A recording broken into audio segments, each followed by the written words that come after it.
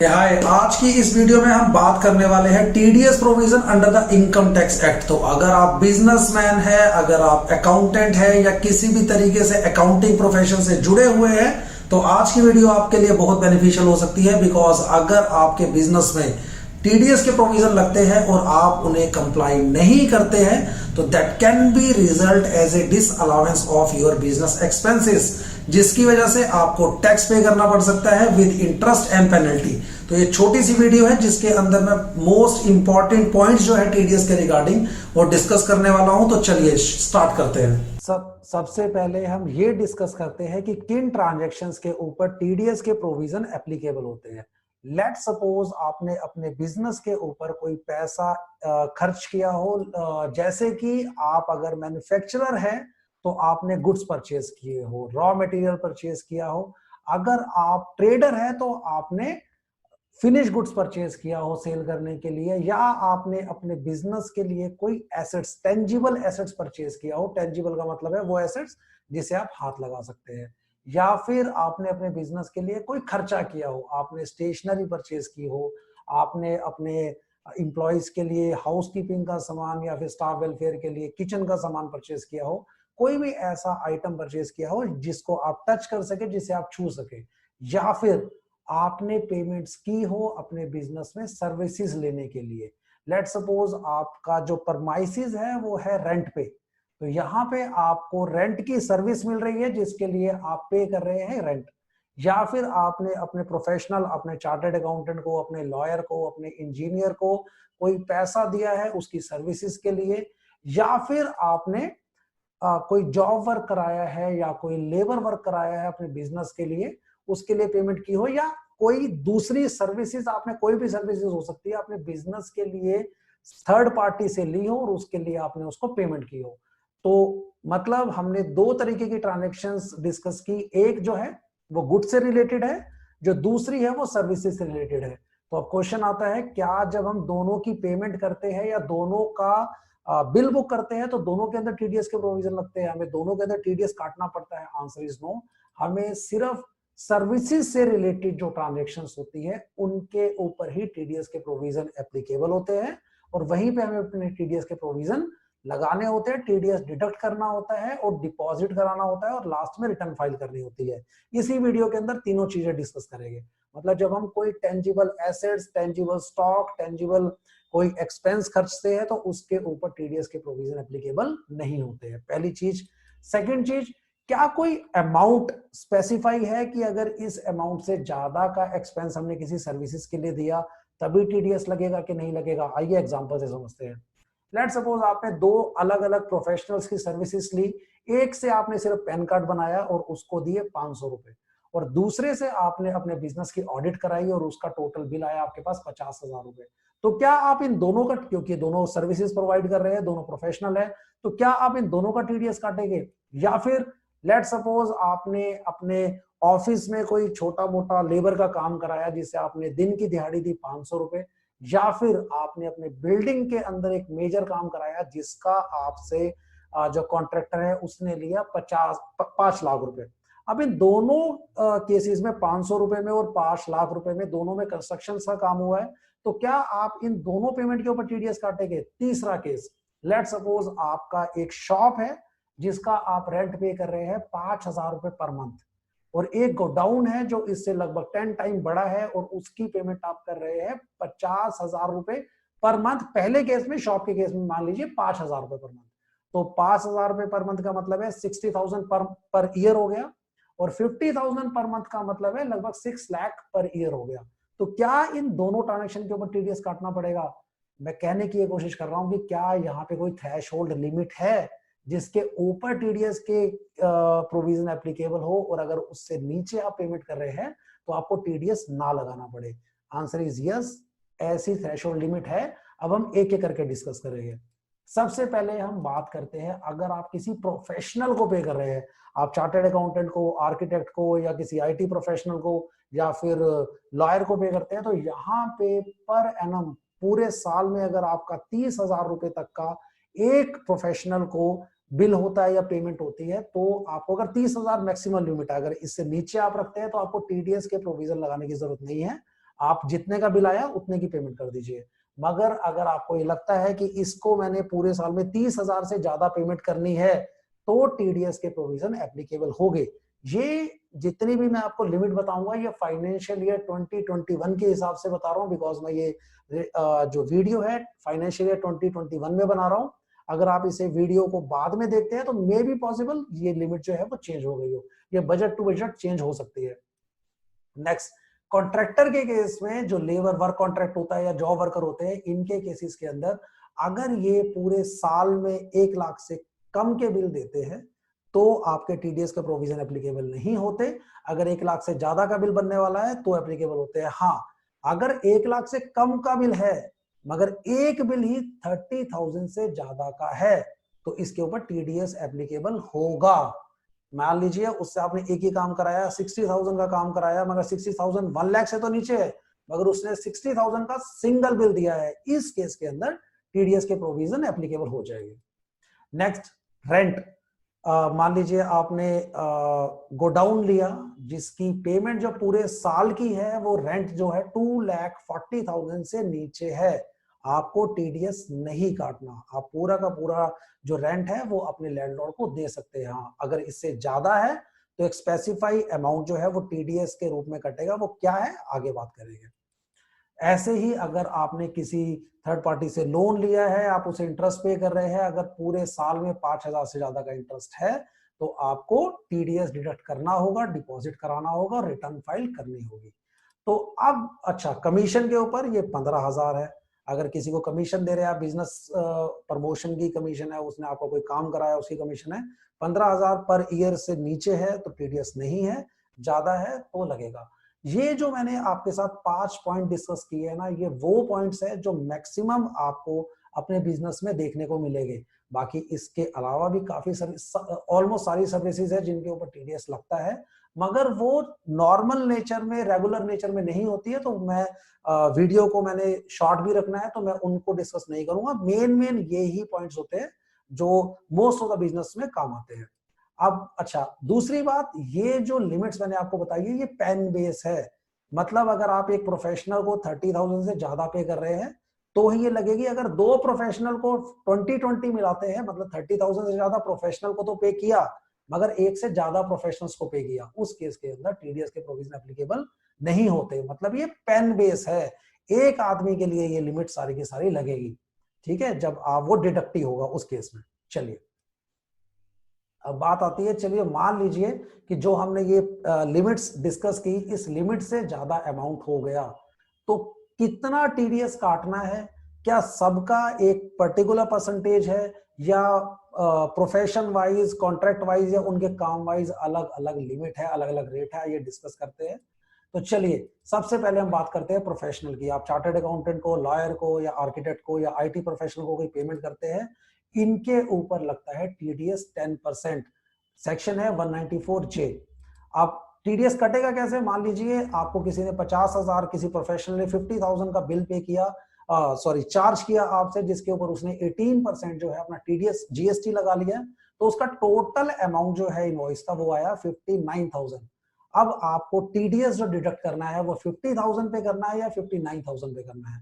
Answer is 50,000 पे करना है। आपने 5,000 10% के हिसाब से टीडीएस डिडक्ट करना है और बाकी 54,000 आप उसको पे कर सकते हैं। इस 5,000 को आपने जमा कराना है, मैं आगे बात करूंगा कैसे, किस डेट पे जमा कराना है। ऐसे ही अगर आप बात करते हैं कॉन्ट्रैक्टर्स की, तो कॉन्ट्रैक्टर का रेट ऑफ टीडीएस है 1% और 2%। अब किस पे 1% लगेगा, किस पे 2% लगेगा, आगे बात करेंगे। सेक्शन होता है 194C। इनवॉइस दिया 2 लाख का, जीएसटी है उस पर 18%, टोटल बिल आया 2,18,000। अब आप समझ गए होंगे कि मुझे टीडीएस किस पे काटना है, 2 लाख पे, जो हमारा बेसिक अमाउंट है। अब मैंने मान के चला है कि इस पे 2% एप्लीकेबल है, तो मैंने 4,000 में टीडीएस काट लिया, बाकी 2,14,000 में पे कर दूंगा। अब ये 1% और 2% कैसे लगता है, आइए समझने की कोशिश करते हैं। पेन नंबर देखना है आपने, जो आपके पास इनवॉइस आया है उसका पेन नंबर देखना है, और पेन नंबर का अगर 4th डिजिट पी हुआ या एच हुआ, पी का मतलब है इंडिविजुअल के लिए पी यूज होता है और एच होता है एचयूएफ के लिए, इन दो केसेस में आपको टीडीएस काटना है 1%। इसके अलावा जो भी चाहे सी हो, चाहे एफ हो, चाहे ए हो, एसोसिएशन ऑफ पर्सन कंपनी के लिए सी होता है और एफ होता है फर्म्स के लिए। पी और एच के अलावा कुछ भी है तो आपका कॉन्ट्रैक्टर के अंदर 2% का टीडीएस कटेगा। ऐसे ही बात करते हैं रेंट की। बिल्डिंग और मशीनरी दोनों रेंट पे ले सकते हैं आप, और इनका रेट ऑफ टीडीएस अलग अलग होता है। बिल्डिंग के ऊपर 10% होता है और मशीनरी के ऊपर 2% होता है। सेक्शन होता है 194I। वही बात 2 लाख का बिल है, जीएसटी 18,000 लग गया, 2,18,000 जीएसटी टीडीएस हम काटने वाले हैं 2 लाख के ऊपर 10%। चलिए अब वही मैंने जो क्वेश्चन किया था, लेट सपोज आपने 2 बिल्डिंग्स किराए पे ली है, एक का पूरे साल का किराया है 2 लाख और दूसरे का पूरे साल का किराया है 2,20,000। इसकी थ्रेशोल्ड लिमिट कितनी मैंने बताई थी आपको 194 आई की, इसकी मैंने आपको 194 आई की बताई थी 2,40,000 रुपए। अब दोनों के दोनों 2,40,000 से नीचे है, मगर अगर आप कंबाइंड करेंगे तो 4,20,000 रुपए आपका रेंट बनता है साल का। तो क्या टीडीएस के प्रोविजन एप्लीकेबल हो गए? आंसर इज नो, क्योंकि मैंने आपको बताया था टीडीएस के प्रोविजन पैन बेस एप्लीकेबल होते हैं। अगर आप इनमें से किसी भी गोडाउन ओनर को, एक गोडाउन ओनर को 2,40,000 से ज्यादा पे कर रहे होते तो आपको उस गोडाउन ओनर का टीडीएस काटना था, दूसरा तब भी बच जाता। चलिए अब बात करते हैं, आपने टीडीएस काट लिया, उस टीडीएस को काटने के बाद आपने बैलेंस अमाउंट तो पे कर दिया रिस्पेक्टिव पर्सन को, इस टीडीएस का क्या करना है? ये टीडीएस आपका मंथली डिपॉजिट होगा गवर्नमेंट के अकाउंट में। लेट सपोज नवंबर का टीडीएस है, आपने नवंबर में जितने लोगों का टीडीएस काटा, चाहे वो प्रोफेशनल का है, चाहे वो कॉन्ट्रैक्टर का है, या चाहे वो रेंट का है, उसका टीडीएस 7 दिसंबर को जमा होगा, यानी कि 7th ऑफ सक्सीडिंग मंथ। ऐसे ही दिसंबर में जो टीडीएस काटेंगे वो जनवरी में होगा, ऐसे ही अगले साल तक चलता रहेगा। मगर हमारा फाइनेंशियल ईयर का लास्ट ईयर होता है मार्च, तो मार्च के अंदर प्रोविजन भी बनाने होते हैं, फाइनलाइजेशन भी करना होता है। तो हो सकता है 7 अप्रैल जो सक्सीडिंग मंथ का 7 तारीख है तब तक आपकी फाइनलाइजेशन ना हो, आपकी टीडीएस की लायबिलिटीज आपको पता ना लगे। तो इसलिए इनकम टैक्स ने मार्च के लिए डेट दे रखी है आपको 30 अप्रैल। सिर्फ मार्च के लिए ये डेट 30 अप्रैल मिलती है, बाकी सारे मंथ्स के लिए ये फॉलोड जो नेक्स्ट मंथ होता है उसकी 7th है। अगर आप टाइम पे नहीं करते हैं, डिपॉजिट नहीं करते हैं, तो आपका रेट ऑफ इंटरेस्ट होता है 1.5% एंड 2%। अगर आपने डिपॉजिट टीडीएस डिडक्ट करके रख लिया, जमा नहीं कराया, तो 2% पर मंथ के हिसाब से आपको इंटरेस्ट जमा कराना पड़ेगा 7 तारीख के बाद। और अगर आपने काटा ही नहीं, मतलब डिफॉल्ट हो गए आप, उसके बाद काट के जमा कराते हैं, तो आपको 1.5% पर मंथ के हिसाब से इंटरेस्ट भी जमा कराना पड़ेगा। ऐसे ही अब कुछ वो चीजें जो आपको ध्यान रखनी है जब आप टीडीएस डिपॉजिट कराते हैं। पहला, असेसमेंट ईयर आपने ढंग से देखना है जब आप चालान फाइल करते हैं, क्योंकि अगर असेसमेंट ईयर गलत हो जाता है तो आपको ट्रेस की साइड पे जाके वो ठीक करना होता है, वो थोड़ा सा होच पोच हो जाता है काम, तो स्टार्टिंग में आपने ध्यान रखना है। अगला, एक सेक्शन के लिए एक चालान जमा होगा। मान लीजिए प्रोफेशनल का आपने 10,000 काट लिया, 1 लाख का बिल आया था, 10,000 काट लिया। रेंट का आपने 20,000 काट लिया और लेबर का आपने 10,000 काट लिया, टोटल आपने 40,000 काटा है। मगर सेक्शन वाइज आपने जो प्रोफेशनल का सेक्शन है वो है 194J, उसका 10,000 अलग है। जो रेंट का सेक्शन था वो था 194I, उसका 20,000 या 40,000 जितना ही मैंने बोला वो अलग था। और लेबर का 194C के अंदर 10,000 अलग है। तो इसके 3 चालान जाएंगे हर सेक्शन का। हाँ, ऐसा हो सकता है प्रोफेशनल में आपने 3 प्रोफेशनल को पेमेंट की और 3 प्रोफेशनल का टोटल टीडीएस जो है वो आपका 10,000 बनता है, तो 3 प्रोफेशनल का टोटल टीडीएस आप एक चालान से जमा करा सकते हो, मगर एक सेक्शन का एक चालान होगा। एक से ज्यादा हो सकते हैं, मगर सेक्शन वाइज आप एक चालान जमा करा सकते हो। ऐसा नहीं है कि कॉन्ट्रैक्टर और प्रोफेशनल दोनों का टोटल 20,000 हो रहा था तो आपने एक चालान जमा करा दिया, ये गलत हो जाएगा। चलिए अब अगला क्वेश्चन है कि जब आप पेमेंट करते हैं तो आपको यह ध्यान रखना है कि प्रिंसिपल के कॉलम में प्रिंसिपल अमाउंट डालना है। अगर आप लेट डिपॉजिट कर रहे हो तो इंटरेस्ट के कॉलम में आपने इंटरेस्ट अमाउंट डालना है टोटल। जैसे हम कभी कभी इनकम टैक्स का जो सेल्फ असेसमेंट का चालान भरते हैं, चाहे वो इंटरेस्ट है चाहे वो पेनल्टी है, हम सब ऊपर इनकम टैक्स में जमा करा देते हैं और बाद में उसको बाइफरकेट कर लेते हैं। यहाँ पे ऐसा प्रॉब्लम हो जाती है आगे, तो आप प्रिंसिपल अमाउंट में प्रिंसिपल डालेंगे और इंटरेस्ट में इंटरेस्ट ही डालेंगे, ताकि बाद में जब आप रिटर्न फाइल करें तो वो मैचिंग हो जाए। नेक्स्ट पॉइंट है, जब आप टीडीएस डिपॉजिट कराते हैं तो आपको सिर्फ एक इंफॉर्मेशन चाहिए होती है, वो होती है डिडक्टर का 10 नंबर। डिडक्टर मतलब आप खुद या फिर आप जिस बिजनेस जिस कंपनी में काम करते हैं उसका 10 नंबर, उसके 10 नंबर के ऊपर ये टीडीएस जमा होगा। तो आपने ये इंश्योर करना है कि आप बिल्कुल सही 10 नंबर डाल रहे हैं कि नहीं डाल रहे हैं।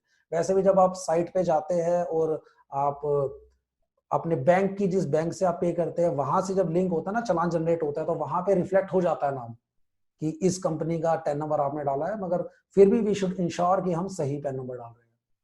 चलिए अब बात करते हैं, टीडीएस हमने डिडक्ट भी कर लिया, टीडीएस हमने डिपॉजिट भी कर दिया। अब वो टीडीएस सामने वाली पार्टी जिसका हमने काटा था उसका 26 एएस में कैसे रिफ्लेक्ट होगा? वो रिफ्लेक्ट होगा आपके टीडीएस रिटर्न के थ्रू।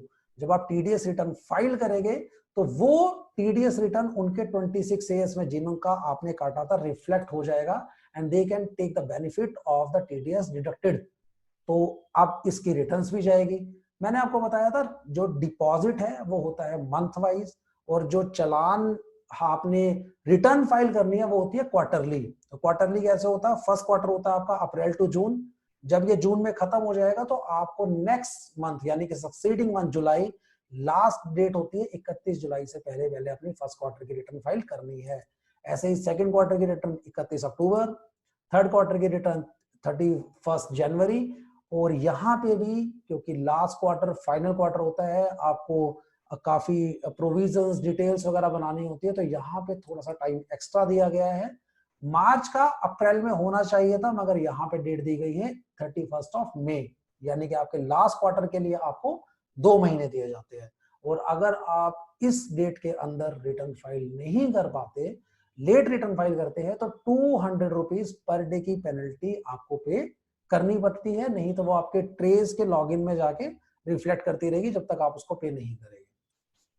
अगला, अब जैसे मैंने बताया था डिपॉजिट कराते हुए क्या क्या ध्यान रखना है। आप टीडीएस की रिटर्न के लिए जब आप फाइल करने जाते हैं तो क्या क्या वो चीजें हैं जो पहले से आपके पास होनी चाहिए ताकि आप अपनी रिटर्न स्मूथली फाइल कर सकें। सबसे पहले जितने भी डिडक्टी है जिनका आपने टीडीएस डिडक्ट किया है उन सबका पैन नंबर आपके पास होना चाहिए। अगर आप किसी का पैन नंबर गलत डालते हैं तो वो इनपुट जो उसका टीडीएस डिडक्ट हुआ है उसका बेनिफिट वो नहीं ले पाएगा, और अगर आप इनवैलिड पेन डालते हैं तो आप डिफॉल्ट में आपकी रिटर्न चली जाएगी। तो आपको यू शुड बी इंश्योर कि जितने भी पेन नंबर आपके पास है वो बिल्कुल ठीक है। अगला, लास्ट जो रिटर्न आपने फाइल की होगी टीडीएस की, उसकी एक्नॉलेजमेंट नंबर आपके पास होना चाहिए जो रिटर्न में डलता है। और जब आप पहली रिटर्न फाइल करते हैं तो वहां पे एक्नॉलेजमेंट नंबर डालने की जरूरत नहीं होती है। वहां पे आप ऑप्शन आता है जहां पे लिखा होता है कि क्या आप फर्स्ट टाइम रिटर्न फाइल कर रहे हैं, तो आपने यस करना है। उस केस में आपको टीडीएस का एक्नॉलेजमेंट नंबर नहीं डालना होता। अदरवाइज लास्ट जो क्वार्टर की आपने टीडीएस रिटर्न फाइल की होती है उसका आपको एक्नॉलेजमेंट नंबर डालना पड़ता है। तो मेक श्योर कि वो आपके पास हो जब आप टीडीएस रिटर्न फाइल कर रहे हो। अगला है चालान वाइज डिटेल आपके पास होनी चाहिए कि किस चालान में आपने कितना पेमेंट किया और किस किस डिडक्टी के अगेंस्ट किया। मान लीजिए एक चालान आपने जमा कराया 40,000 का, जिसमें एक कोई आदमी है ए जिसका आपने 10,000 जमा कराया, कोई बी जिसका आपने 20,000 जमा कराया, और कोई सी जिसका आपने 10,000 जमा कराया। तो आपके पास प्रॉपर इसकी इंफॉर्मेशन होनी चाहिए कि किस आदमी का बिल कितने का था, मैंने टीडीएस कितना जमा कराया और किस चालान के अगेंस्ट जमा कराया। ये प्रॉपर आपकी एक्सेल पहले से तैयार होनी चाहिए। ऐसे ही चालान वाइज डिटेल आपके पास होनी चाहिए। जो आपने चालान जमा कराया है आपके पास डेट, उनका बीएसआर कोड, अमाउंट और सेक्शन, सीरियल नंबर ऑफ चालान भी होना चाहिए, तभी आप रिटर्न फाइल इजीली कर पाएंगे। ठीक है, तो ये थे हमारे टीडीएस के प्रोविजन और टीडीएस की रिटर्न, जो एज ए प्रोफेशनल तो आपको उम्मीद करता हूं पता होगी, मगर अगर आप एज एन अकाउंटेंट अपना करियर स्टार्ट कर रहे हैं या आपको कोई भी डाउट है तो आप इसको वीडियो को देख सकते हैं और अपने ग्रुप पे भी शेयर कर सकते हैं। और अगर आप बिजनेसमैन है तो आपको पता ही होना चाहिए, बिकॉज अगर आप इसके अंदर कोई भी डिफॉल्ट होता है तो अल्टीमेट पेनल्टी, इंटरेस्ट, लायबिलिटीज आपके ऊपर होती है। Thank you so much.